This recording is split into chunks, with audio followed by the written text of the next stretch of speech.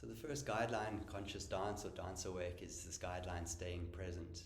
It seems like a very, very simple thing, but it's definitely by far the most important aspect of what makes conscious dance conscious, or dance awake a conscious dance modality. Staying present is really bringing our awareness into what is alive and moving in this very present moment within the experience of our being, whatever we're able to feel of it at that particular time. It's something that requires a little bit of practice in the beginning, because there's so many layers and depths that you can go to with being present. There's so many things in our being that we are unaware of most of the time, that with practice we can start to include within our awareness. And the more we obviously include of what's moving and alive inside our being in each moment, the more integrated, the more whole we are, the more complete our experience as a human is. And many of us don't even we operate at such a small capacity of our humanity, of what is possible as a human being, simply because we either have never felt or touched on these other spaces and dimensions within our being, or we are completely distracted. Most of us walk around with most of our awareness focused just in the mind and in the mental activity. We are lost in our thoughts and in our thinking, and the body is having to just suffer that experience because the body is responding to what the mind is doing and what it's identified with. So we've all had that experience where you think of something that could potentially happen and there's a fear response in the body, because the body can't tell the difference between what's real and what you're imagining. So it's not the reality of the particular moment that you're in, but your mind has concocted some kind of story, and then it becomes the reality of what the body is feeling.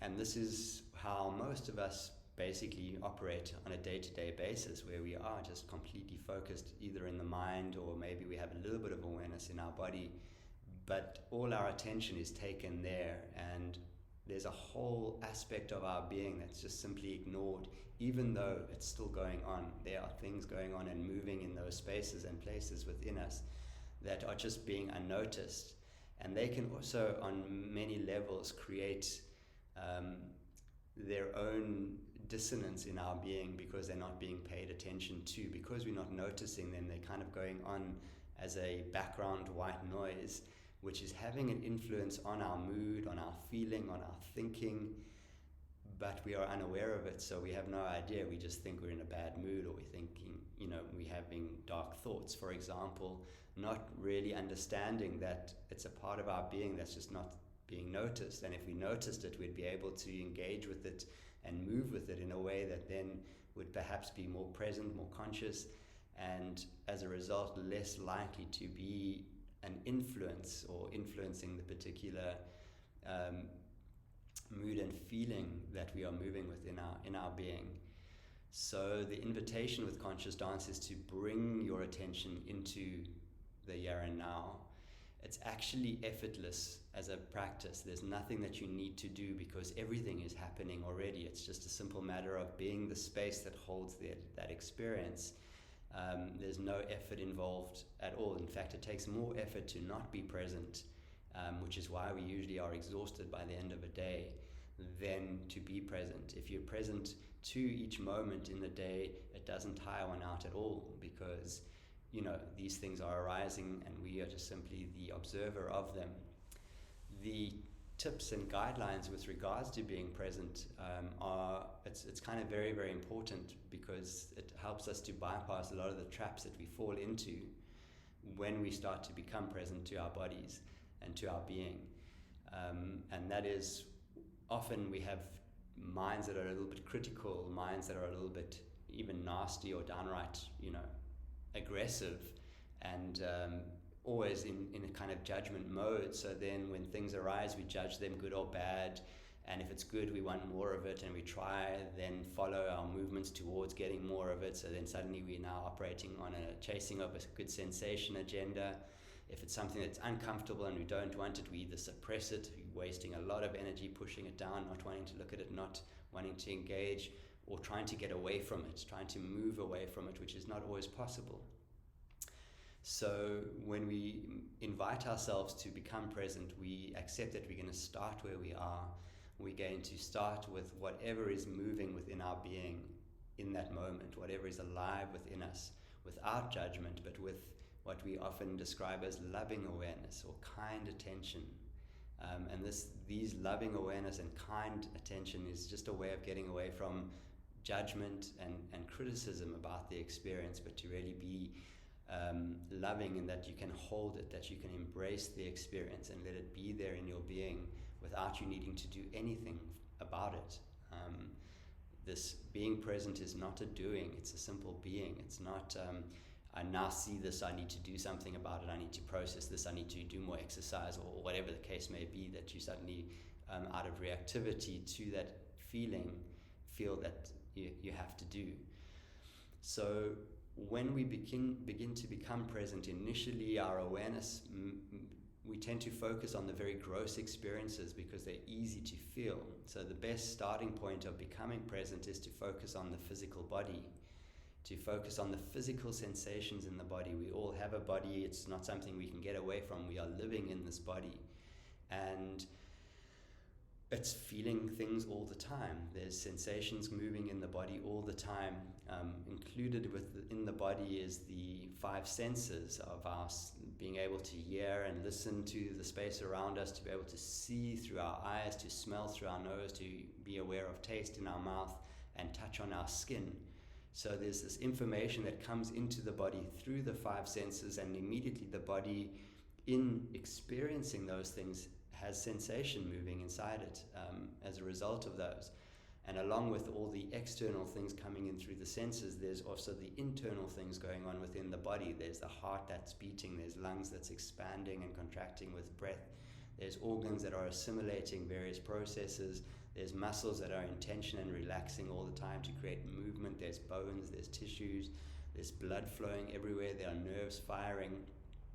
So the body is a very rich and easy to feel experience. So it's a very good starting point. It's the first level that we start to become present to, is what is going on inside this body, and to notice, my knee is sore, I've got a bit of pain there, I'm a bit stiff and tight in my back, or whatever that may be, or my body's feeling at ease at the moment and it's relaxed, it's comfortable, but my shoulders are a bit tight. So we can really feel things in the body, and it's a really, really great starting point. And this is the beginning of the journey to expanding our awareness into a moment. When we become present to it, we may start with just noticing 5% of what's actually going on. And over time, by continuing to pay attention to each moment, we start to notice more and more the subtleties of our being. Other things that we can become aware of, if we talk about different dimensions of the awareness that are moving within the present moment, besides the physical, are the energetic body, the feeling of vitality in your body. You know, when you're feeling that the body's feeling tired or exhausted, that's a low energy feeling. Or when the body's feeling full of energy and you've got, you're bouncing off the walls, that's a high energy state. Sometimes the energy is a little bit frazzled and a little bit manic. So there's different textures that can describe the energetic body. Not that you need to name any of this. It's not important that we give it a label at all. The more important that we're able to feel the flow and movement of energy in our body, which over time just becomes a more and more subtle experience until you're feeling it as electrical movement or flows or tingling sensations moving through the body. So that's the energetic body. Another body that we can become aware of in the present moment is our mind, our mental body, and the mental activity. So this is to become less identified with the thinking, less I am these thoughts, I'm thinking these thoughts, and as a result, it's leading you on a one track, and you start to go, there is thought, there's thinking in this mind, thoughts are arising, thoughts are passing, and I'm noticing the thoughts as they come and go. I'm noticing what the thoughts are, what the content of the thoughts are, where they begin, where they end, what other thoughts arise from those thoughts. Along with the mental activity, or included in the mental activity, is our emotional state, our feeling in the heart of being happy or being sad or being numb or being depressed or whatever it may be, often we can't name our feelings at all. There are some feelings that are obvious. Yes, I know what happy feels like, and I know that that's a happy, I'm happy. But sometimes you have a very vague feeling inside the heart that, because we don't know how to label it, we don't know what to do with it, but there's nothing to do with it. We just simply become present to it and aware of this particular texture or tone that's creating a mood and a feeling and a sensation in this physical body that I can see and notice and be present to, without any agenda to do anything about it. It's just, this is here now. And then it just continues to get more and more subtle and deeper. As we go deeper into our awareness, we start to engage with what's alive and moving in the space of our being on the more psychic dimension, sometimes called the astral or the shamanic. It's the part of our being that is very much connected to our unknown, the unmanifest aspects of our being, where everything is kind of sitting there as a seed waiting to grow into something. And sometimes in a dance or in a movement in your life, you start to notice these things. You start to know things without knowing how you know them. So we call that our intuition, which is very much born out of this psychic dimension. Suddenly you have information available to you that wasn't there before, and you can use it then. You can use it in the next choice of action that you take in the world, the next words that you speak. You sometimes walk into a room and you're confronted by someone and you just get a funny vibe or a funny feeling off them, and even though their words are saying some sweet things, you have a feeling of, I need to be careful here. If you're present to this, you can be responsive. Otherwise, if you're not, you just listen to their words and you take that at face value. And you ignore a lot of the other signals that the body is taking in through the various ways in which it gleans information besides your five senses of the physical body. So this is a very rich and deep experience, the astrophysical psychic realm. There's so many aspects that lie in there. It's our myths, our stories, our archetypes, all of these sorts of things that arise. Our beliefs are really floating around within that space. And it just continues to get more and more subtle.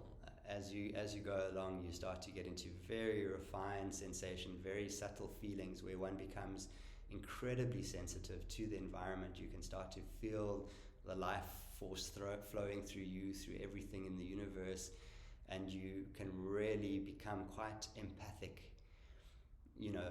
to the space around you. And some people go, no, I can't make myself that sensitive to the space, but it's at such a great cost that we choose to not, allow these aspects of our being in. We really want to embrace every moment and be present to everything, to expand into the moment so that we can respond really appropriately to our lives. And in the conscious dance, it leads this staying present, making effort to return whenever you've become distracted. You just keep coming back. As I say, the easiest things in the beginning are the physical body, the breath that moves in and out of the body. These things we can clock, they're obvious, we can feel them.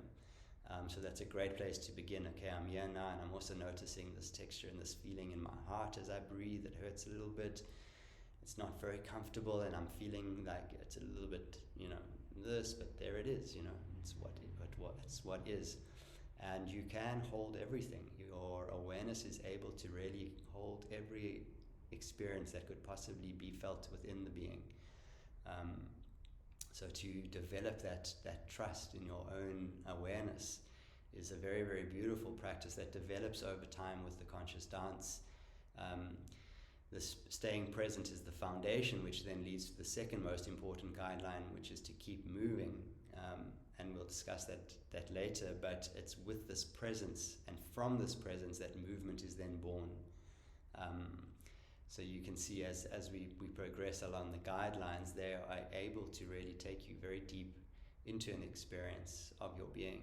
And the staying present is, I would say, the most paramount aspect of the work.